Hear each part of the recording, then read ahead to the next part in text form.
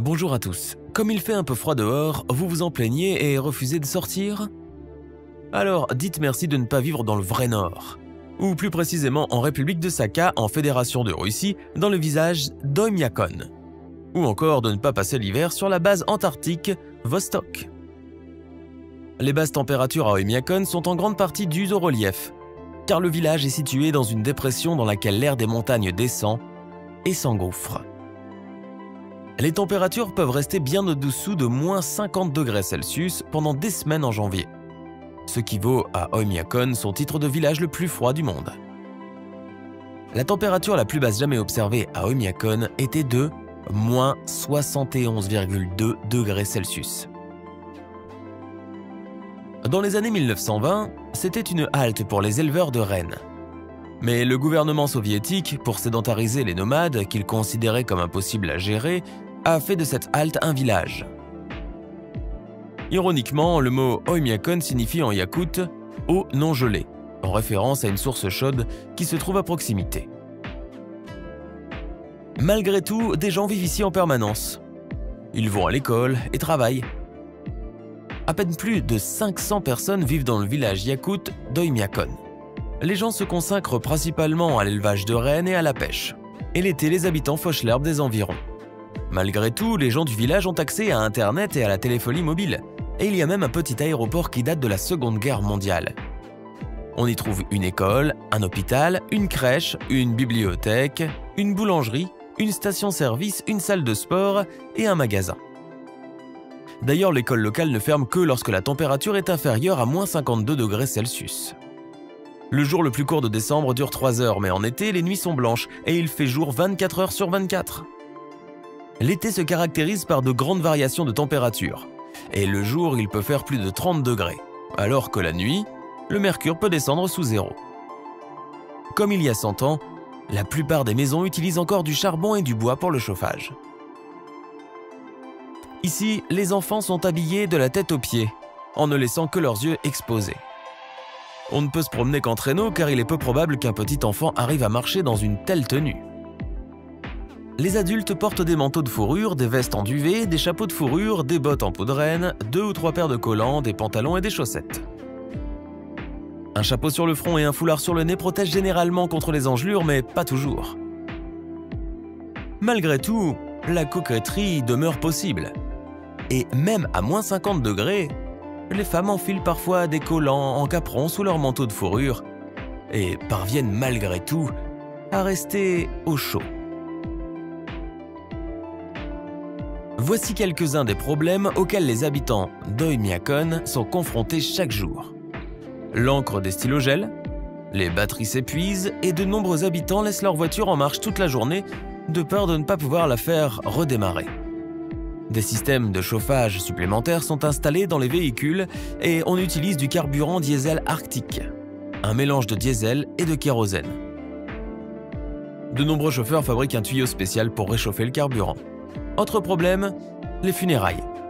À une telle température, 3 jours peuvent être nécessaires pour creuser une tombe dans le sol gelé, qui doit d'abord être chauffé par un feu, puis des charbons chauffés sont placés autour de la fosse à creuser.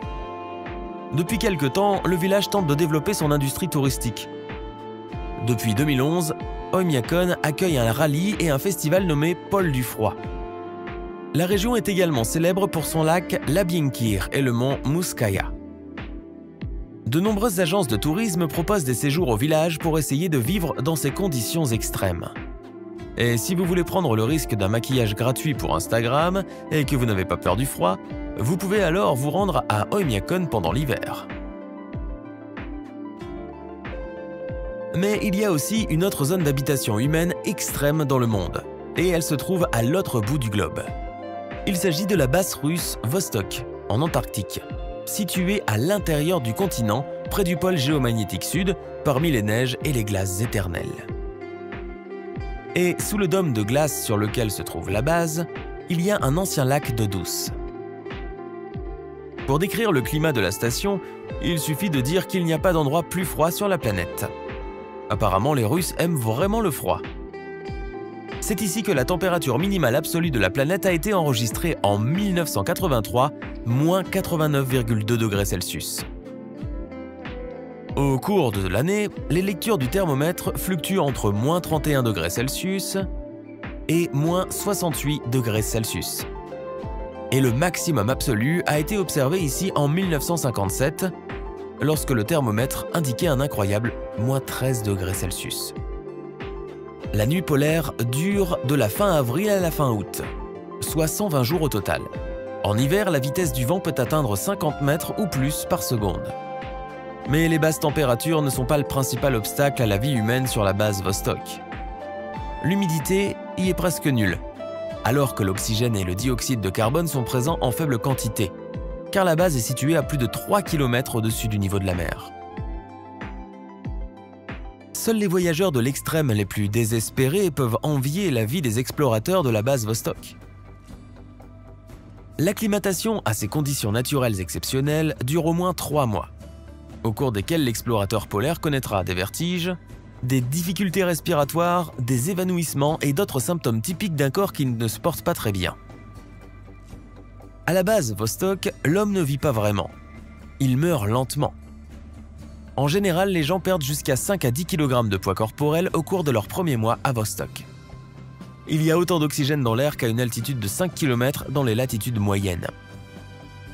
La première préoccupation à l'arrivée est donc la réaction du corps. Il arrive parfois qu'une personne tombe malade dans les minutes qui suivent son arrivée. Et si elle n'est pas évacuée à temps, un œdème pulmonaire peut entraîner la mort par hypoxie quelques jours plus tard.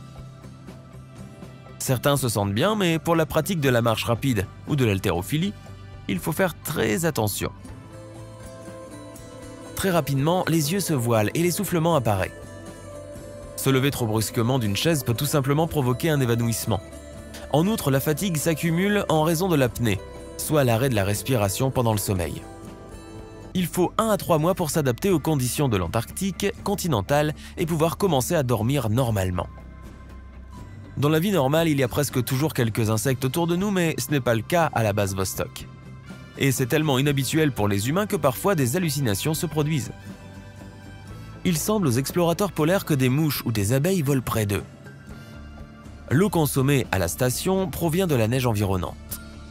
Elle ne contient ni sel ni minéraux, de sorte que la sensation de soif constante ne disparaît pas au début. Depuis longtemps, les scientifiques forent un puits dans le lac Vostok. En janvier 2011, à une profondeur de 3545 mètres, une autre couche de glace a été atteinte, celle de l'eau douce du lac gelé. Elle est propre et n'a pas mauvais goût. Vous pouvez la faire bouillir et faire du thé en toute sécurité. Elle ne renferme aucune forme de vie inconnue, comme le redoutaient certains scientifiques, et les explorateurs polaires n'ont rien trouvé de particulier dans leur thé. Les avions ne se rendent à Vostok que de la mi-décembre jusqu'au début de février. À tout autre moment de l'année, les vols sont impossibles, car les avions ne peuvent tout simplement pas atterrir à cause des patins qui gèlent. Parfois, un bateau à moteur avec du carburant arrive de la station Mirny.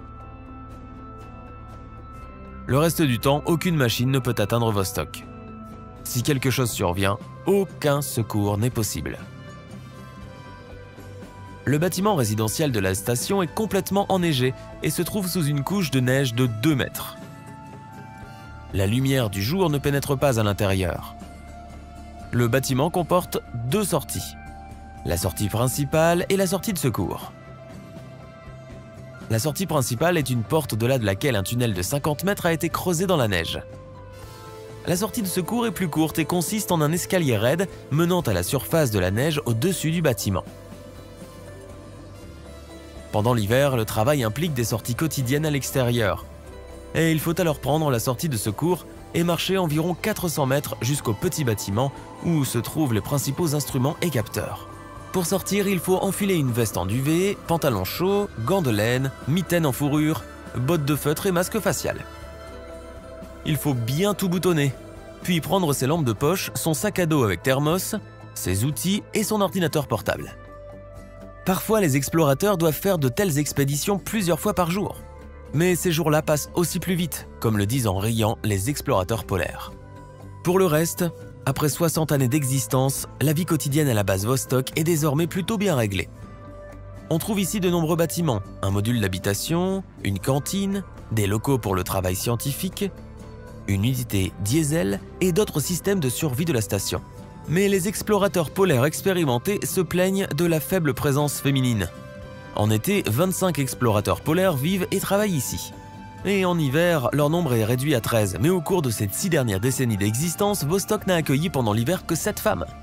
C'est tout pour aujourd'hui, mettez un j'aime si la vidéo vous a plu et si vous avez appris quelque chose de nouveau, écrivez-nous un commentaire. À bientôt!